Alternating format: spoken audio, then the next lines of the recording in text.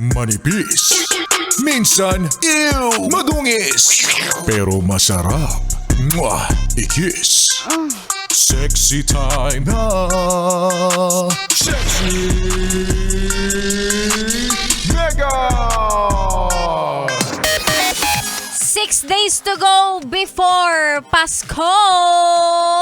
Kamusta ang pamimili ng regalo, pamimili ng mga ihahanda sa Noche Buena? Oy! May budget? Congrats kung may budget! Yung iba, ay Diyos ko, baka 2 or 3 days bago magpasko saka lang mamimili.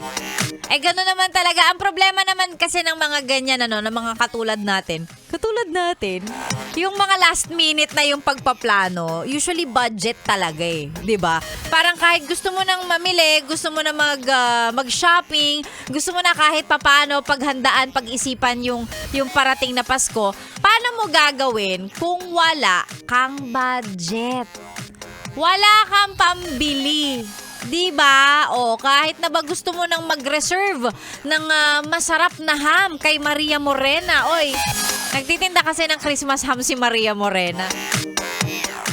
So, diba kahit gusto mo nang bumili, pero kung wala ka pa namang budget, paano? Diba? Iniisip mo nang bilhan ng regalo yung asawa mo para naman magbago ang tingin niya sa'yo at kahit papaano, maisip niya na mahal mo pa naman pala siya. Iniisip at inaalala. Gusto mo nang bilhan ng regalo, pero paano? Wala pang ang budget. Yan. Pagka mga ganitong panahon talaga lumalabas yung talent ng marami sa atin. Yung kung paano makapagtipid, paano pagkakasyahin yung budget na meron. Laban lang mga B. Ayan. Ang swerte, ako na-realize ko, no? Ang swerte nung mga talagang may hinihintay na 13th month pay. Diba? Yung alam mong kahit anong mangyari darating yan. Madedelay lang ng konti pero meron.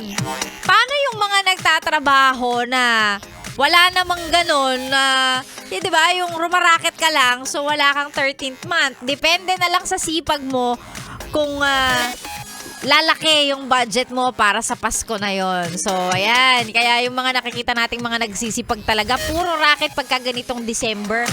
Ay, go. Ilaban nyo yan. Naiintindihan namin. Hirap kumita ng pera talaga. Magandang umaga sa mga nadarama na o damang-dama na ang Christmas rush. Hello po sa inyo. Kamusta traffic? Ako pagka may mga nakikita akong mga kakilala ko, laging ang tanong ko, kamusta traffic? Gaano katagal ang biyahe mo papunta dito? Diba? Alam niyo yan, ang lala ng traffic sa mga oras na to. Pero eto muna, bago tayo magtuloy-tuloy, lalo yung mga nasa biyahe na ng mga naka-Yes FM ang radyo sa sasakyan.